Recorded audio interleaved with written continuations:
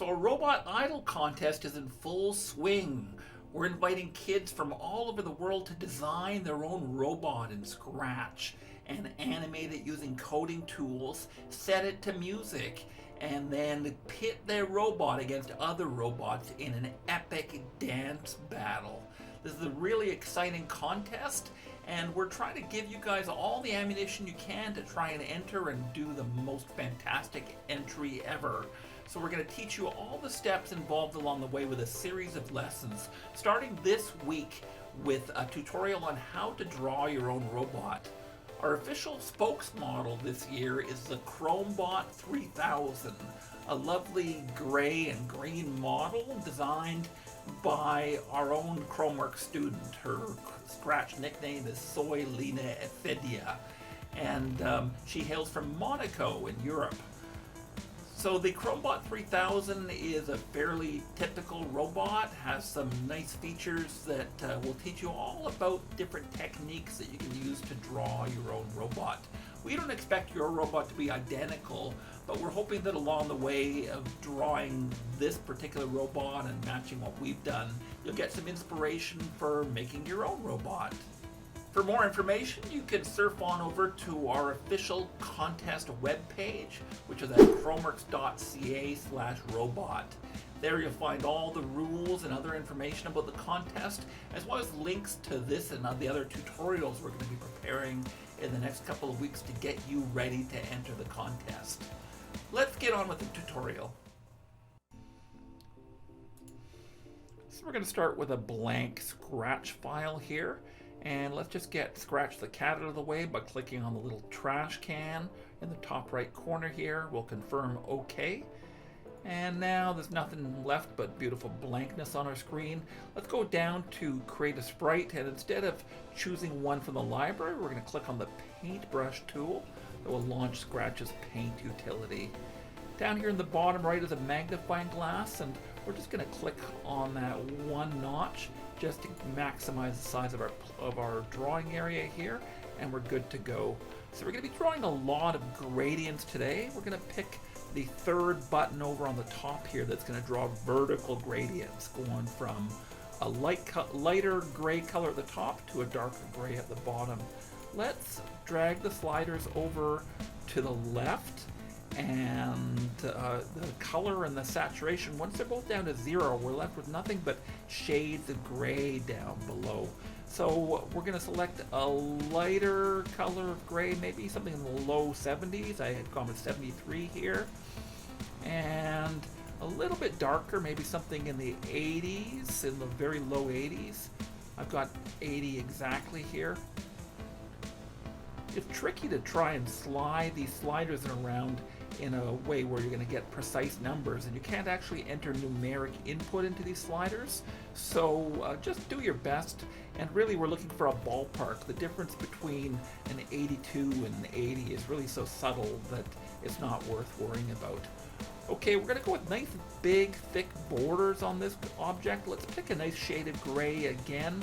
One more time I'm going to drag that saturation slider all the way over to the left, and then pick a shade of gray, something in the 80 range as well. We've got 81 here, and a nice thick border. We're going to go with 11 points here, which is going to give our robot a nice kind of beveled look, like he has pointy edges along the side that are kind of reflecting the light differently, as you can see here. We're going to draw a rectangle with the rectangle tool, and it's going to be just a little bit wider than it is deep, and that's looking pretty good right now. Okay, we're going to be switching to a brand new color here, so make sure to deselect your shape before we start playing with the color palette, or we might accidentally end up recoloring our head, which we don't want to do. So we'll just undo that and click somewhere else on the screen just to de-highlight that head. And now we're going to go ahead and pick a lovely green color. Lena, who has drawn this for us, has done some really lovely eyes here, and I think this is one of the highlights of this particular design. We're going to pick a lovely kind of shade of green here that's a color 40, saturation around 65, and the brightness It's all the way up to 100. And you can see that gives us a nice bright kind of green color. And the outline is going to be white. That's actually going to be the whites of our robot's eyes. So we're going to do a nice thick line here, around 9 points. And you can see when we draw this shape that we're going to end up with something that looks a lot like a green eyeball. Let's go ahead and draw a perfect circle here. We'll hold down the Shift key so we can get a perfect circle here. There we go. You can see how once we hold that key down, it constrains us so we can't draw odd shapes. And now we got a perfect shape here. And that's the beginning of our eyeball here. All right, let's zoom a little bit closer here. And we're going to draw the black part of the center of his eye. So let's shift our color over all the way to the left to black here. We might as well drag these other two sliders all the way over. And from here, we're going to draw a second, not quite circle. First, we're going to get rid of that outline though, because we don't need an outline here. It's just going to be a pure black shape. So as I said, we're going to draw a not quite circle here. Let's just go ahead and do that. Yeah, so that little bit of verticality helps to make it look a little bit more interesting here. And we'll place that right smack in the middle. All right, this is looking good. Okay, so let's deselect that eyeball again. And now we're just going to add a couple of highlights to it. Let's draw a circle, a couple of circles here, but first we're going to get to a pure white color. And right around the top right-hand corner of that pupil there, let's zoom in a little bit closer. We're just going to draw a horizontal oval, just like that. Yeah. And then another smaller one over in the bottom left-hand corner. Seems a little unusual here, but when we look at this from a distance, once we zoom out a little bit, you're going to see that it actually does look like the reflection off of a curved eyeball. Let's pull back a little bit and have a look what that looks like. That's beautiful. Okay, we're going to want to duplicate that, so let's grab all the elements of the eye, and we can hold down, the Shift key here, grab all those elements, everything but the head, group them together, and then let's copy after clicking the group button here. Let's copy and then paste a second eyeball down here. All right, we're just going to want to jiggle these a little bit and get them looking like they're in a okay location here. Okay, so we're going to draw the nose next. We're going to have to select a nice black color. So let's drag that slider all the way over to the left, and we're going to start with a square. So let's grab our square drawing tool. Well, first though, we want to get rid of that outline. We don't need an outline on this shape. Okay, so let's draw a square right underneath the space between the two eyes here. Just like that. Now let's zoom in a little bit. We're not going to keep this a square though. We're going to grab our reshape tool, and we're going to click on one corner of that, and then hit our delete key, which is going to turn our square into a triangle. It's oriented the wrong way here, so let's give it a little spin. We'll grab it with our black select tool, which will give us some spinning handles here. We're going to hold down the Shift key and spin it twice. So that's going to get that pointy part, the hypotenuse of the triangle, vertical. And let's squish it a little bit. So there we've got something that looks a little bit like an equilateral triangle here. We'll just reshift the size a little bit. That's looking really good now. Yeah, I like that. Okay. The eyes are just a little off here. That's looking a little more centered. I'm moving these things around just by nudging them with the arrow keys a little bit. Okay, let's go draw our mouth now. We're going to pick a little bit of a thicker line here. So we're drawing with the outline tool only, and let's pick a width of 5. We'll just draw a rough kind of straight mouth shape like that. And then we're going to grab our reshape tool and click in the middle, which will create a new control point. Let's zoom in a little bit here. And it will create a control point in the middle that we can tug down to give our robot a nice, subtle, friendly smile. That's perfect. Okay, let's have a look at him. Yeah, so a robot face is pretty much done. That's looking really nice now. I like that. All right, with our head finished now, let's move on to the neck. we're going to need to get another gradient going. So let's click on that third button for a vertical gradient. Alright, so we're going to get back into our gray color scheme here. Let's drag this brightness slider over to somewhere around 60. 62 is close enough. Now that should be over on the left, so I'm just going to click that swap button in the middle and put that lighter color at the left. And over on the right hand side, we're going to pick that slightly darker shade of gray, maybe around 80 or so. That's looking exactly 80, perfect. Alright, so we're going to want to draw a nice thick border again. Almost all these body shapes here have like an 11-point line here, so we're going to pick a flat color of gray. We're going to get rid of that gradient and go with around 80 point or so. We've got 81 here, which is close enough. And yeah, make sure that that's not a gradient. And let's change that width to 11 point. There we go. Okay, so let's go ahead and draw that neck. The neck's going to be a lot longer than it needs to be. We're going to start it off right here at the nose and bring it down. Let's move it to the back once it's centered properly. There we go, hit that move to back button.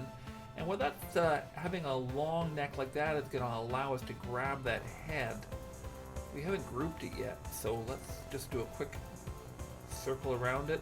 I'm going to hold down the shift key and unclick the neck. There we go. Now we can group that head together into one piece. And now you can see how we can bend this guy's neck up and down to make him look like he's kind of robotically stretching. Later on when we're animating this, we'll be able to do something fun with that. So that's why we're drawing that head, that neck, a lot longer than it needs to be. Okay, so let's go ahead and draw the body from here. The body's basically going to be the same width as the head here. So I'm just clicking the equal sign button, which is going to bring us right back to 100% magnification here. And let's draw using the same settings, basically, we're going to draw another tall rectangle.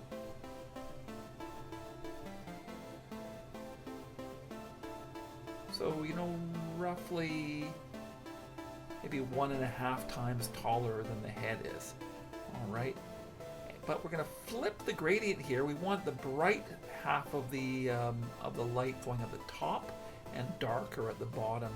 The rest of the body shapes here are all going to be variations on this mostly. Like the arms here are just going to be a duplicate of the body, except we're going to change that gradient and flip it over so it's sideways. There we go. So we're just creating different kind of lighting effects in all these shapes. They're all the same base color, and we're just going to change the gradient into different directions to create this impression that it has light shining on it. Okay, let's copy this, and we're going to paste. So we're basically making a duplicate of this upper arm section. Now let's duplicate one more of them to make the lower arm, which we're going to skinny up a little bit, just like that, and maybe shorten a little bit as well.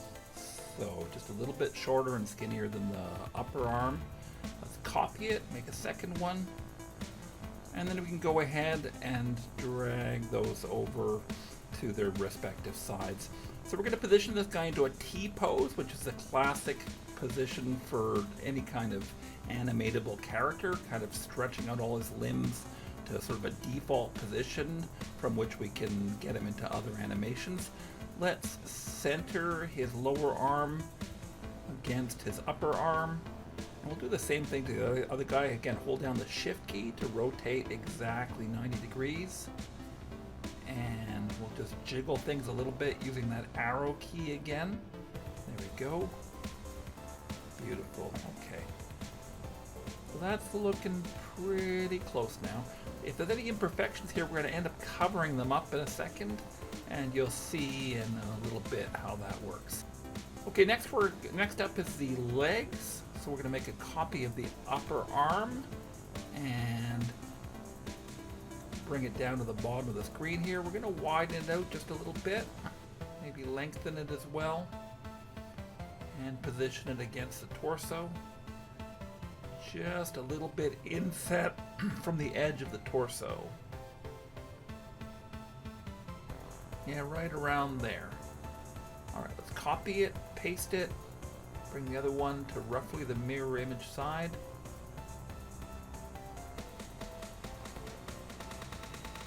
Okay, so the next step we're going to want to do is we don't have quite enough room here for the lower leg, so I'm going to drag a loop around the main part of the body here, and that's going to select the entire object so that we can shrink it proportionally with a little drag. Alright, we're going to draw the lower leg now. We're just going to make a copy of one of the upper legs, and a second copy, and kind of try and position those correctly. We're going to flip the fill here again so that now we're back into an up-down fill with the dark at the top and the lighter part of the bottom. Okay, looking pretty good now. Just going to skinny those up. I'm not really happy with the width of those. And reposition them a little bit more. We've kind of taken them out of alignment here. Alright, that's pretty good for the arms and the legs. Alright, so with the legs out of the way, let's do the feet now. We're going to draw a big rectangle down below here for the first foot. So we start drawing it a little bit above the top of the foot here, and about the same height as the feet are wide. And let's just make sure that it's nicely positioned here. Then we're going to grab that reshape tool again, and we're going to use it to manipulate the shape of this object. We're going to grab the top right corner and bring it down to create a bit of an angle on the foot here, and drag it out a little bit to put a little bit of a point onto his toe, just like that. Alright, let's grab it with our black select tool and we'll make a copy of it, and then we can paste and move it to the other side, and we'll use the flip horizontal tool to face it in the opposite direction. There we go, and we'll align it again. Let's use the arrow key and just tap it right into the proper position here. Looking good. Alright, that was not too tricky. Okay, with the feet dealt with, let's turn over to the hands now. We're going to need a flat color here. We don't want a gradient on this hand. We can leave the gray color around where it is though. So let's go ahead and draw a rectangle around half the width of the arm here. And we'll get rid of the outline, which shrinks it quite a bit because it's such a thick outline.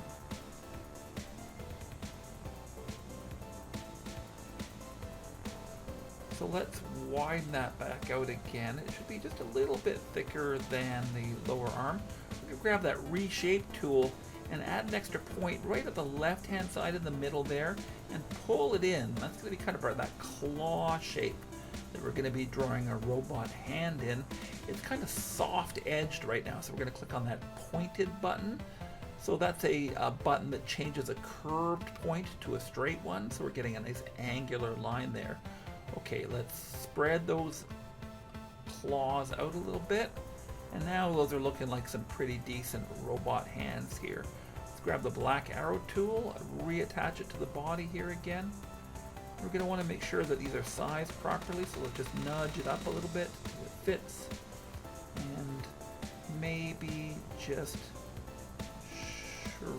stretch it out a bit and crunch it down so that it's the same height as the arm. Okay, that's looking good. Now we can make a copy of that, paste it over on the other side, and do a little flipperoo here to get it facing in the right direction. And let's nudge it back into shape again. We'll zoom in first just to make sure we're doing this accurately. Lovely. Okay, that's looking good now. All right. So now we just need some extra little cover pieces that are going to cover these joints up. That's going to ease our animation a little bit and also add some color to what's otherwise a fairly gray robot. So let's go select a color. We're going to go back with a nice bright green color here again, with another thick outline here. Okay, so let's drag the color slider over to around 45. I think we're at 46 here. The saturation to around 53 here, and the brightness to around 74. Okay, so we want that over on the left hand side, so we'll have to swap it again. We started coloring the wrong side. And then over on the right hand side, we're going to go with the same colors for the first two settings, but the brightness we're going to bring up to 65. Okay, now a nice thick border on this as well. So let's pick the color first. Get a flat color. And we're going to go with around, we got 47 here. For the color, around 55 for the saturation. And let's bring the brightness down to around low 70s, 73. That looks good. All right.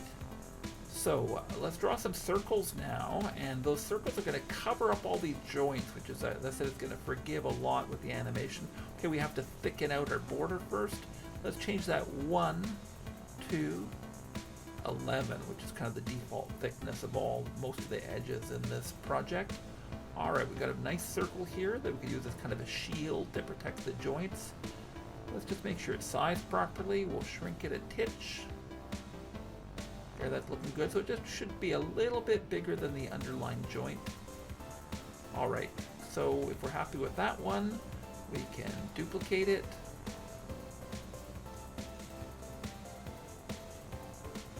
Paste. Nudge it into the right position with our arrow keys.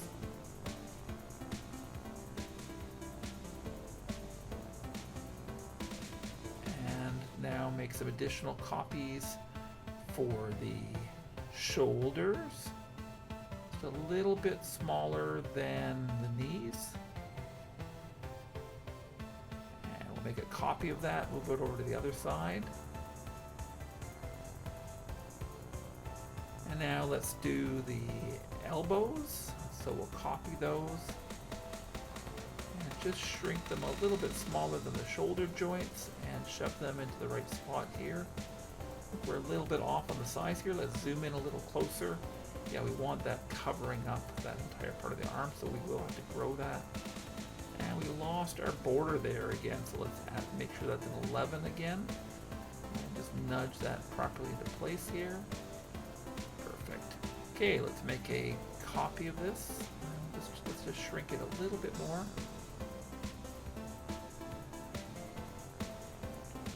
Okay, we can make a copy now and then paste over on the other side.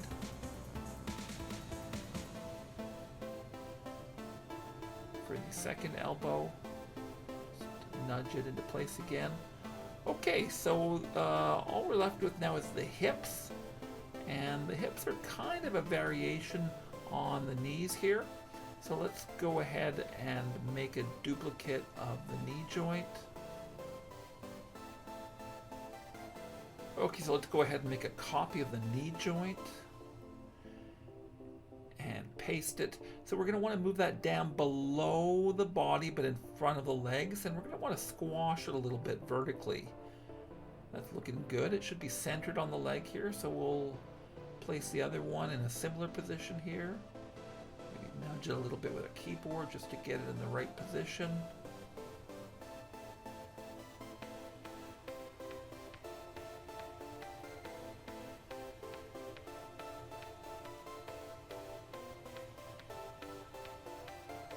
Okay, so we've got to change the stacking order here. Let's grab the legs and the thigh and move them both to the back. There we go. So that's looking like it's kind of growing out of his body now.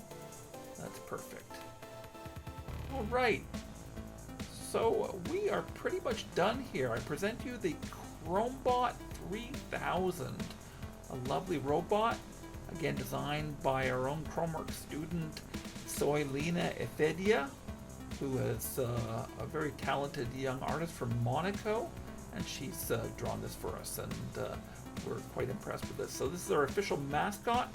In coming weeks, what we're going to end up doing is rigging this thing for animation. We're going to start grouping the elements together for easy animation. I'm going to teach you how to make copies of this existing costume and start to manipulate it around to do all kinds of different dance moves.